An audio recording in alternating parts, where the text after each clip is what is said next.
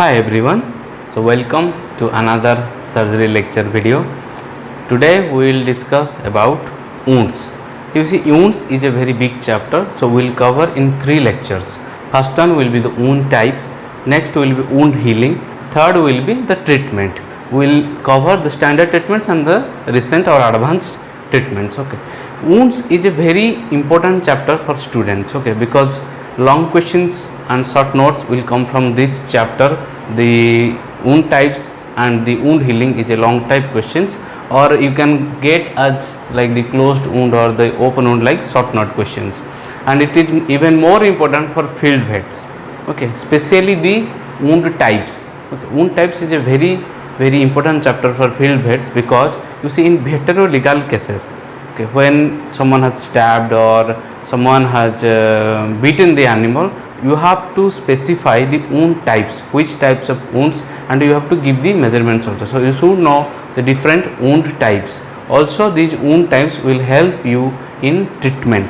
Okay, so now let us start the wound types. First lecture, the wound types. You see, I have mentioned here traumatic. You see, there is nothing called traumatic wound or surgical wound. We will discuss in 2 heads, the traumatic wound and the surgical wound, but there is nothing called the traumatic wound or surgical wound, no classification. For your better remembering or better remembrance, I am citing this. Okay, so don't search in any book, you may not find this. Okay, the first one, the traumatic wound. Okay, the wounds are basically classified as the closed wound or the open wound, depending on the breach in skin. Whether the skin is breached, they are being classified as the closed wound and the open wound. In closed wound there will be no breach in skin, while in open wound there will be loss of continuity in skin. Okay, so closed wound are basically caused by the blunt objects. For example, sticks, okay, they are basically blunt object, while the open wound is basically caused by the sharp or pointed objects.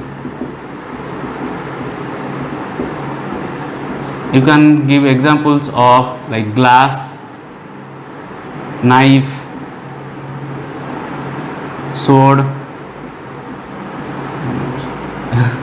And the sword is basically not being used now, but you know, in Japanese movies, like if you are a yakuza, you will use sword. So sword, knife, glass, or nails, like that. Okay, the sharp or pointed objects. So this is the closed, difference between the closed and the open wound. Okay, now we will come one by one. First, the closed wounds. You see, this is a drawing. Okay, this layer is skin, S for skin, SC for subcut, this is subcutaneous tissue, this is muscle, this is body cavity, then the other side, the muscle, subcutaneous and the skin. Okay, you see, there is a lining, attached to the muscle. In case of abdomen, it is known as the peritoneum, while in case of thoracic cavity, it is known as pleura.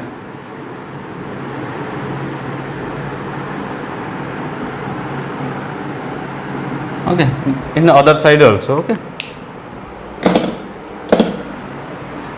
so you remembered this structure. Now we will discuss one by one. You see, this is a cross sectional view, this is from dorsal view, or you are looking at the wound, how they will look. Now first, the breach. What do you mean by breach? In breach, there will be the capillaries of skin will be affected. Okay, this only there will be breakage in capillaries of skin, so there will be a reddening of skin only. Okay, so how it will look in the dorsal view? Like this. Okay, you will find a red patch. Okay, next, contusion. In contusion, the skin and the subcut will be involved. Okay, So this is contusion, but from above point of view it will look like same. Okay, but remember the pain in contusion is more than the bruise. Next, hematoma. Hematoma is basically accumulation of blood in a cavity. It is usually in subcutaneous spaces. Okay, from above the skin it will look as same like the bruise and the contusion. Okay, but difference is in hematoma you will mostly find a fluid. Okay, you can feel the fluid by physical examination. Okay, but bruise and contusion, they are more or less same. You can say bruise as a mild contusion. Okay, they are more or less, and the color is usually red if it is fresh, or it may turn bluish or purplish.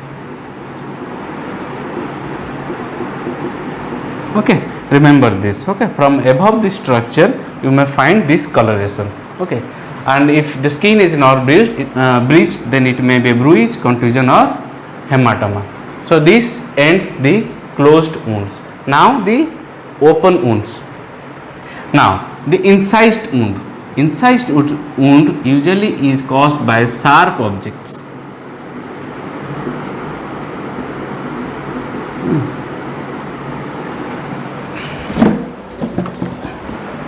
So incised wound, okay, it will look like this. You can better appreciate here how they usually look.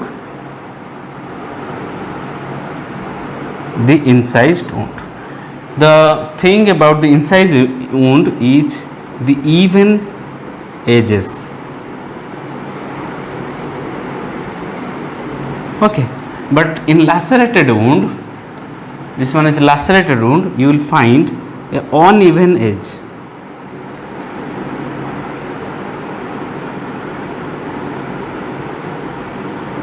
It is like someone has torn the skin. Okay, that is why the name the lacerated edge. So you can remember these two wounds, incised and lacerated, on the basis of the edges, the wound edges. Okay, on the basis of wound edges you can classify the open wound as incised or the lacerated. Okay, the incised you will find even edges, where in case of the lacerated you will find uneven edges. Okay, now these three, the punctured, penetrating and the perforating, these three wounds are basically classified on the basis of the layers penetrated. Okay, now first the punctured wound. What do you mean by punctured wound? In punctured wound there will be a small opening. Okay, it's like a nail puncturing. It may reach up to the muscle, but it never communicates with the body cavity. Okay, remember this one. It never communicates with the body cavity. This is a punctured wound. Remember, in punctured wound, you can give best example as a nail puncture. First one is a nail puncture. Second was a bite injury. You know, dog bite injury. In punctured wound, you see there is no space for drainage. There is a very small opening in from surface. It will look like a very small opening. Okay, this is punctured wound. So due to less drainage, usually they tend to they are more prone to infections. That is why most of the time you will be hearing from seniors, in case of dog bites usually they do not do stitching or suturing. Okay, because if you will suture this one, as there is no drainage, the infection will spread out. Okay. That is why even if in some cases we will have to give more drainage by incising the wound. Okay, so remember the punctured wound. Okay, next the penetrating wound. In penetrating wound, it is same like punctured wound, but the thing is it communicates with the body cavity, whether the abdomen or thorax.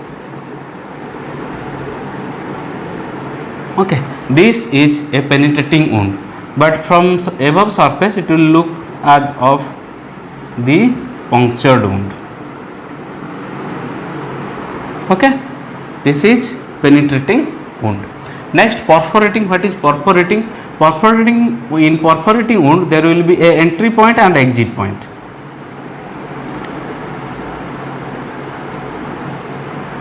You might have seen in movies, okay, when the bullet passes, it has an entry point and an exit point. It doesn't mean all the bullets pass through it, but many of the bullets have an entry point and an exit point. This is known as the perforating wound.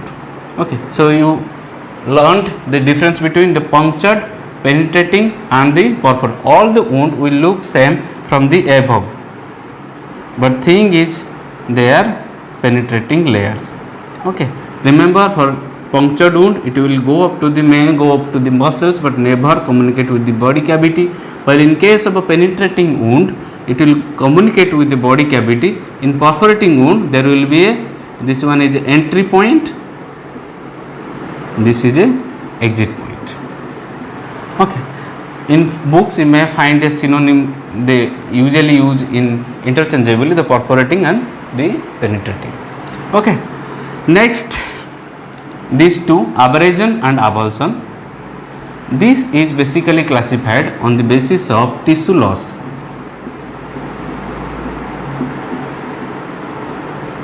Okay, first the abrasion. What is abrasion? There is loss of epidermis or some part of dermis. You know, in Odia molichoma uthijiba. So this is abrasion.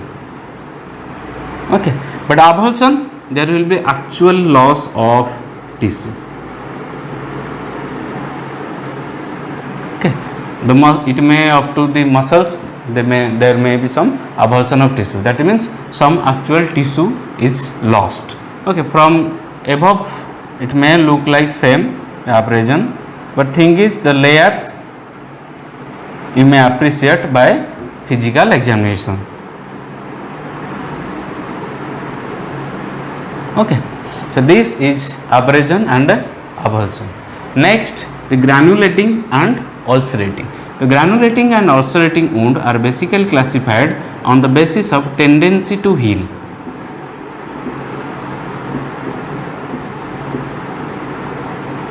Okay, the granulating wound is also known as healing wound. Okay, if you will find any granulation tissue are usually red in color.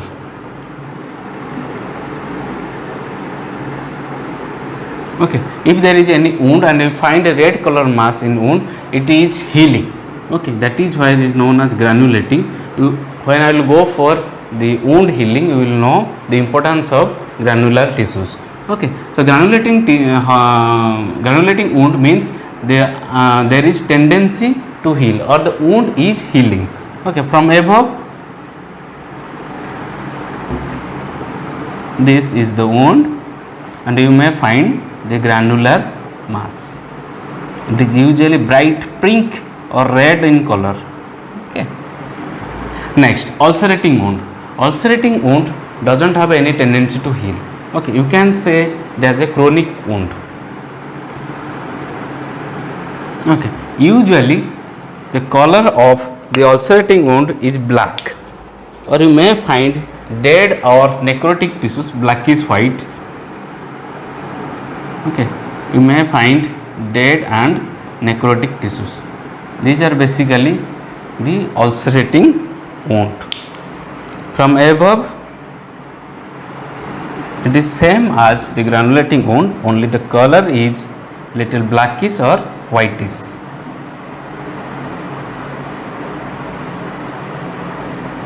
Okay, so this is the classification of wound. Again the revision. Okay, the wound is classified as closed and open on the basis of breach in skin, whether skin continuity is lost or not.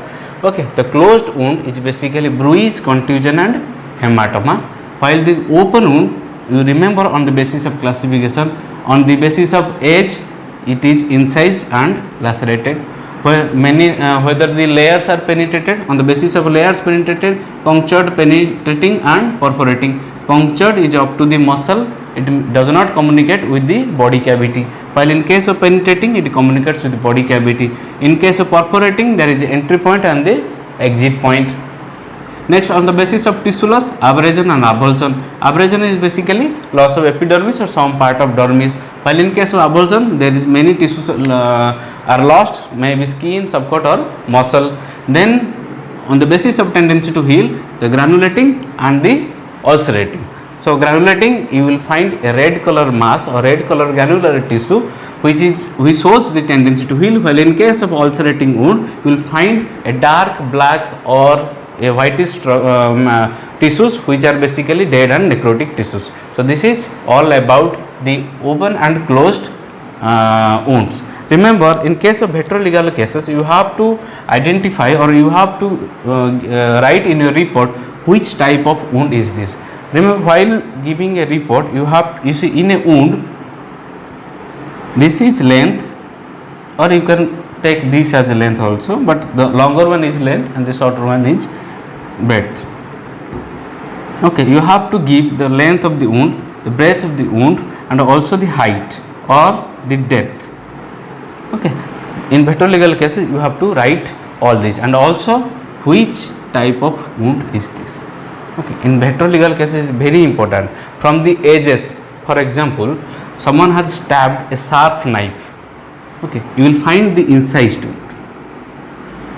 Okay, suppose there are some knives which comes as a sharp edge on one end while the other is a rough. So when that will be stabbed, it will come as some part will be incised wound and the other part will be lacerated. Okay, from that the instrument can be known. This is forensic science actually, but thing is you have to write in your vitreolegal cases. So this is all about the closed and open wound. Let me discuss about some other types. See, acute and chronic wound. The acute wound and the chronic wound. You might have heard this wound is very chronic. So when you will say this is a chronic wound and when this is the acute wound. The acute wound basically heals within 3 weeks. If a wound heals in 3 weeks or 21 days, you see this 21 days is very important, you know. If you have to take a new habit, you have to perform it for 21 days. If you have to leave a habit, then for 21 days also, you know, Kota factory, if you have watched Kota factory, you might have known. So 3 weeks is acute, where if it takes more time in months, like 3 months, then this becomes a chronic wound. So this is basically acute and chronic, nothing new. Next, the burns and scalds.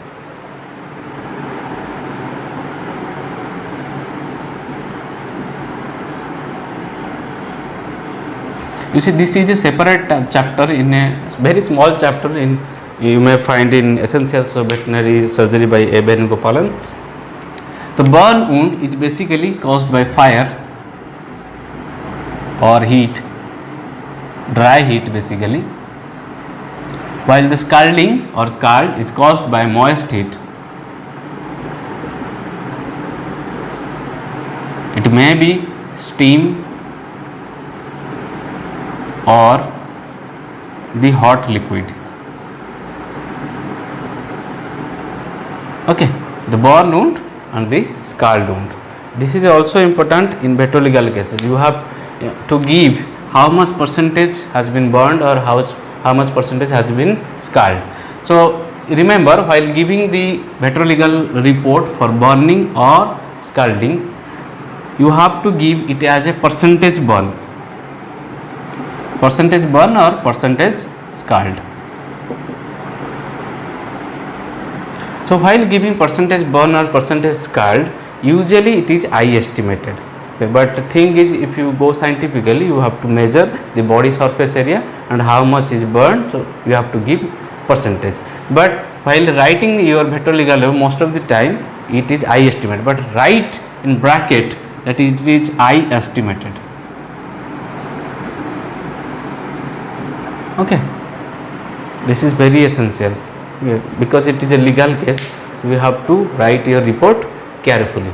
Now in burn and scald there are 3 degrees.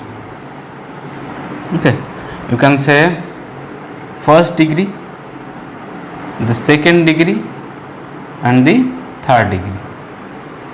So which one is first, second, third? In first degree the only skin is affected, this much portion. In second degree the skin and subcutaneous tissues are affected. In third degree the skin tissue, subcutaneous tissue and the muscles. Remember this one, the first degree, second degree and third degree burn. In your report you may write whether it is a first degree burn or second degree burn or third degree burn. Okay, but this comes as a long question for students. This comes as a long question in your examination, especially when you will start the principles of surgery. Okay, so this comes as a long type questions, or it may come as short note as only open wounds. Okay, so this is all about traumatic wound. Now we will go for the surgical wound, the wound created by performing surgery. So now coming to the surgical wounds. Okay, so wound created by surgery. So first one is a clean wound. Okay, what do you mean by clean wound? It is basically the operation procedures in which the respiratory tract, the gastrointestinal tract or genitourinary tract is usually not entered. Okay, you do not give incision into these systems because most of these symptoms contain infected materials. Okay, so the infection rate in case of the clean wound is usually 0 to 6%, not 0.6, it's 0 to 6%. For example, which operations is usually a clean wound surgery? The elective OHE, pyometra is not a clean surgery, but the elective OHE, this surgery is a clean surgery. I am giving the common examples. Now the clean contaminant, what do you mean by this? You will enter these tracts, okay, but there won't be any spillage. Once there will be spillage, it becomes contaminated. When you will enter these systems, it becomes partially contaminated. That is why the clean contaminated. The infection rate is usually 4.5 to 9.3%. So which surgeries are basically the clean contaminated? You see, enterotomy. Enterotomy is a clean contaminated surgery. Cystotomy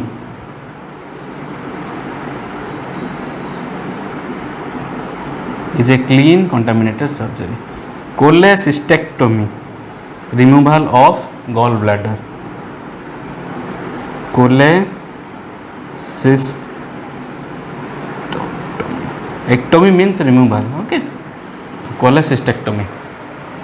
So these are basically the clean contaminated surgery or clean contaminated wound.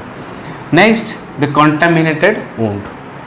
You will enter these tracts and there will be spillage. Suppose you are doing a urolithosis operation or you are doing some enterotomy or intestinal resection. There is every chance it may spill. Okay, the intestinal contents or the urine. So once there is spillage, there will be wound will be contaminated. You see, the infection rate is usually higher. The infection rate may vary from 5.8% to 28.6, nearly 30% increase. Okay, so in these cases, I am giving an example. I did a C-section few days back. Okay, while removing the fetus, okay, some of the uterine fluids went into the abdomen. That is the contaminated surgery. So in case of contaminated surgery, you have to take necessary precautionary steps, okay, before closing the wound. What I did in case of this C-section, I placed a Foley catheter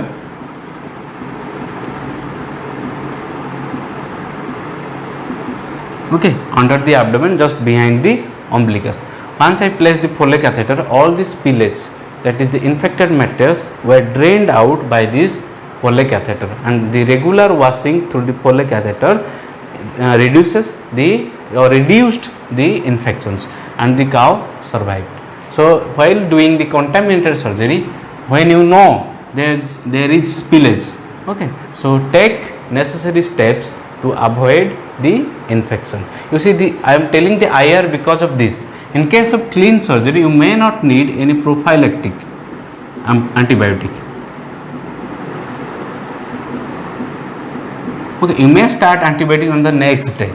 Okay, if you have done the surgery very nicely or very perfectly, you may not need the antibiotic on the same day or prophylactically. You may need antibiotic on the next day.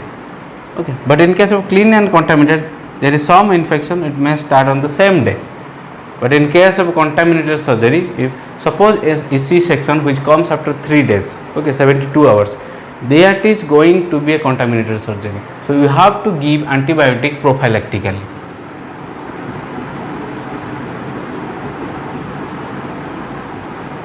Okay, you should know when to give the antibiotics. Okay, so this is contaminated. Examples are, I already told you, a C-section, okay, late C-section, okay, early C-section, if you are doing very perfectly, it may not be a contaminated, it may be a clean contaminated surgery. Next, the complications of enterotomy and cystotomy, the urolithiasis operation, or cystolith actually, not urolith, the cystolith operation. Okay, there is spillage of urine, or you are doing intestinal resection. If you are doing perfectly, it is a clean contaminated surgery, but there is spillage. If there is spillage, it becomes a contaminated surgery.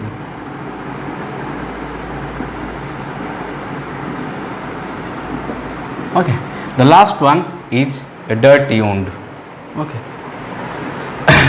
it is already infected. If you perform this surgery, it is already infected. Best example is abscess, opening or abscess.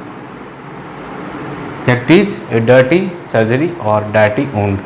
Once you open an abscess, the fluid itself will contaminate the wound. Okay, so this is a dirty surgery. In case of dirty surgery, you will find purulent discharge like abscess or devitalized discharge. In abscess, you will find both this. Okay, the best example is abscess.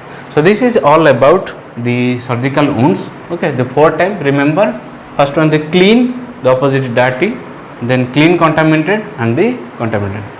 Okay, clean, clean contaminated, contaminated and dirty. These 4 types are basically the surgical wounds. Okay, remember, I already told you there is nothing called surgical wound and traumatic wound. For your better remembering or better remembrance, I am telling you in this fashion. Okay, the traumatic wound and the surgical wound. So this is all about the wound typing. In the next class, we will go for the wound healing. Okay, this is a very important chapter, wound healing. The wound healing comes as a long question in your examination, in internal or external or whether any examination, questions will come from wound healing. Okay, so this is all about the wounds. We will see you in next class. Bye bye, and please like, share and subscribe the video. Share to your friends, okay, so that everybody can know or everybody can learn. Tata.